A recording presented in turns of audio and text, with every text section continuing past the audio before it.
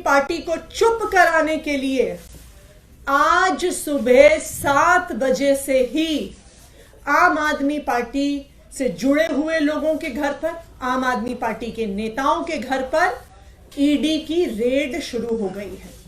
ये क्या प्रयास है भारतीय जनता पार्टी शासित केंद्र सरकार का कि वो अपनी एजेंसीज के माध्यम से आम आदमी पार्टी को डराने की कोशिश कर रही है, धमकाने की कोशिश कर रही है और हमारी बात को दबाने की कोशिश कर रही है कि ईडी ने सारी स्टेटमेंट्स में फर्जीवाड़ा किया हुआ है।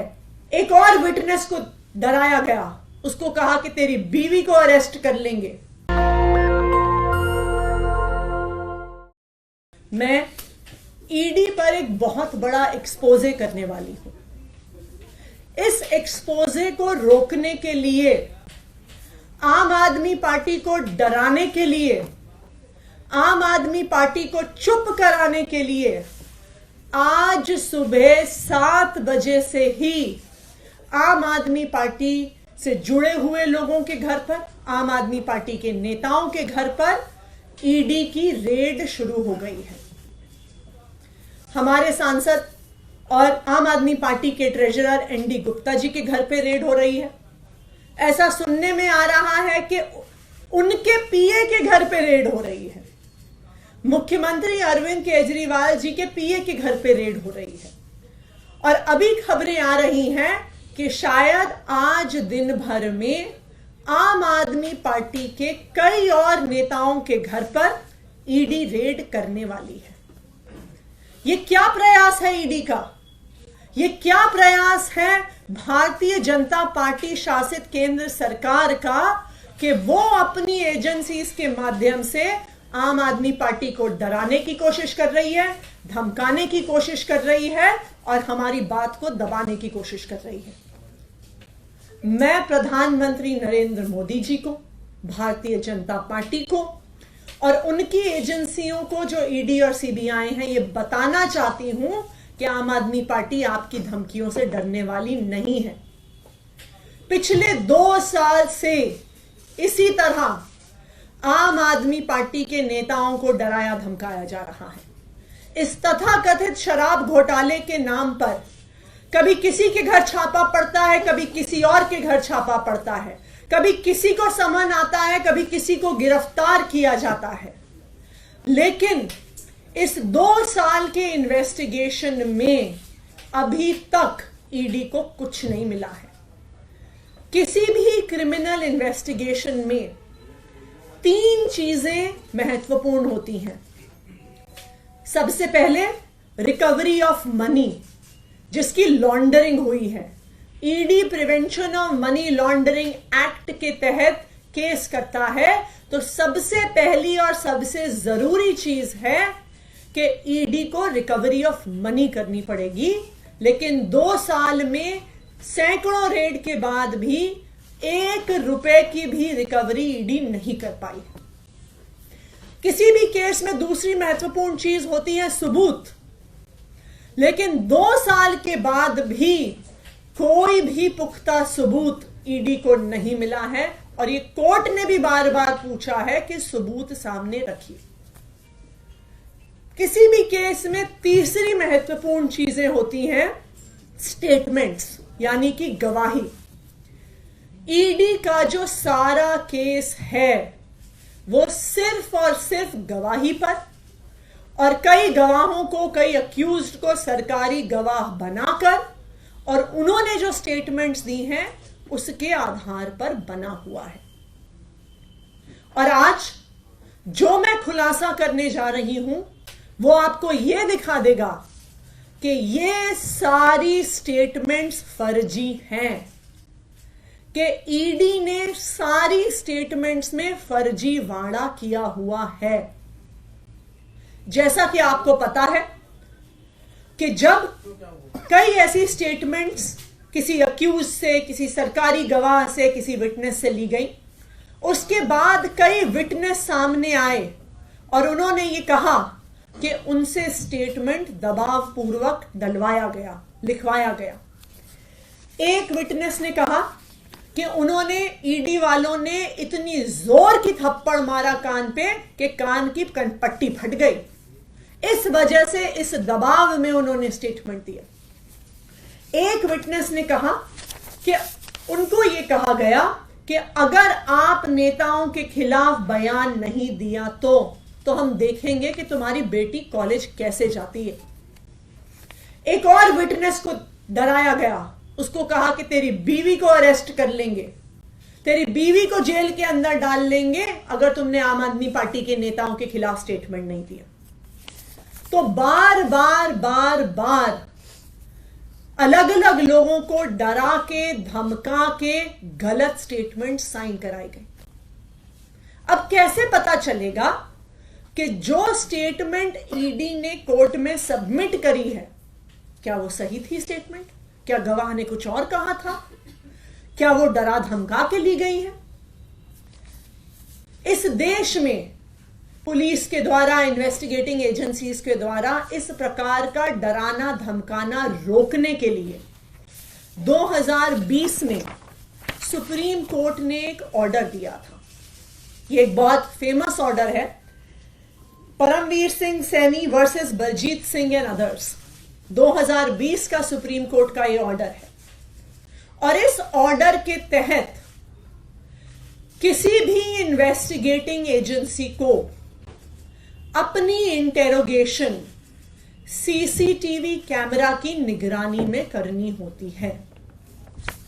इस जजमेंट के तहत यह बहुत स्पष्ट तौर से लिखा है कि यह जजमेंट ईडी पर भी लागू होता है। ना सिर्फ इतना, इस ऑर्डर में यह भी साफ तौर पर लिखा है कि सीसीटीवी कैमरा की फुटेज सिर्फ वीडियो फुटेज नहीं हो सकती है। इसमें लिखा है CCTV cameras that have to be installed must necessarily consist of audio as well as video footage. यह सुप्रीम कोर्ट का आदेश है। क्यों? क्योंकि अगर ऑडियो और वीडियो फुटेज नहीं होगी तो यह सबूत नहीं बचेगा कि क्या किसी विटनेस को डराया गया, क्या किसी विटनेस को धमकाया गया। जो विटनेस ने बोला और जो कागज में लिखा गया, क्या वो एक ही चीज है या वो अलग अलग चीज है? इसीलिए सुप्रीम कोर्ट ने यह आदेश दिया। इसी आदेश को रीआइटरेट किया सीबीआई के स्पेशल कोर्ट में एक्साइज पॉलिसी मैटर में ही जस्टिस एम.के. नागपाल ने, और यह किया उन्होंने 19 जुलाई को, जब एक अक्यूज्ड ने ईडी की सीसीटीवी की फुटेज मांगी। तो इसी सुप्रीम कोर्ट के ऑर्डर का हवाला देते हुए एम.के. नागपाल जी ने कहा कि यह हर विटनेस का, हर अक्यूज्ड का अधिकार है कि उन्हें सीसीटीवी फुटेज मिले with audio and with video. अब आप सुनिए, अब मैं आपको एक ऐसा फैक्ट बताने वाली हूं जिससे आपके रोंगटे खड़े हो जाएंगे। जब एक अक्यूज्ड ने कुछ दिन पहले कोर्ट में एप्लीकेशन डाली और कहा कि मुझे सीसीटीवी फुटेज चाहिए, तो क्या हुआ? उन्होंने एप्लीकेशन क्यों डाली? क्योंकि उनका, जो ये अक्यूज्ड थे, एक सरकारी गवाह से ईडी में आमना सामना करवाया गया। उस आमने सामने में सवाल जवाब हुए, स्टेटमेंट्स दी गई, अक्यूज्ड द्वारा दी गई, सरकारी गवाह द्वारा दी गई। इस पूरी प्रक्रिया में उस कमरे में एक सीसीटीवी कैमरा लगा हुआ था। यह पूरी प्रक्रिया सीसीटीवी कैमरा की निगरानी में हुई। लेकिन जब वो स्टेटमेंट कोर्ट में जमा कराई गई तो अक्यूज्ड ने देखा कि जो बात कमरे के अंदर हुई थी और जो बात कागज पर आई है वो दोनों अलग अलग हैं। और इसीलिए इस केस के उस अक्यूज्ड ने सीसीटीवी फुटेज के लिए एप्लीकेशन डाली। और आपको पता है, जब ईडी ने वो फुटेज दी तो उन्होंने उस फुटेज का ऑडियो डिलीट कर दिया। सिर्फ वीडियो फुटेज दी गई, ऑडियो फुटेज डिलीट कर दी गई और सारा एविडेंस कि वास्तविक तौर पे उस कमरे में क्या बात हुई थी, उस सारे एविडेंस को ईडी द्वारा डिलीट कर दिया गया है। और ना सिर्फ उस एक मैटर में, आम आदमी पार्टी के पास विश्वसनीय सूत्रों से यह खबर है कि जब से ये एक्साइज पॉलिसी का इन्वेस्टिगेशन शुरू हुआ है, पिछले 1.5 साल की सारी इंटेरोगेशन, सारे सवाल जवाब जो हुए हैं ईडी में, सबकी ऑडियो फुटेज को डिलीट कर दिया गया है इन्फोर्समेंट डायरेक्टोरेट द्वारा, ईडी द्वारा। ये क्या दिखाता है कि जो एक तो रिकवरी नहीं हुई, सबूत नहीं मिला, और जो स्टेटमेंट्स थी, जो एकमात्र आधार थी ईडी के केस का, वो सारी स्टेटमेंट्स भी फर्जी हैं। क्योंकि अगर स्टेटमेंट फर्जी नहीं होती तो आपको ऑडियो डिलीट करने की क्या जरूरत थी। तो आज देश के सामने ये बात आ गई है कि यहां पे घोटाले की जांच नहीं हो रही है, ईडी की इस जांच में ही घोटाला है। आज मैं ईडी से पूछना चाहती हूं, मेरा पहला सवाल ईडी से, कि ये ऑडियो रिकॉर्डिंग्स डिलीट करके ईडी किसको बचाना चाहती है?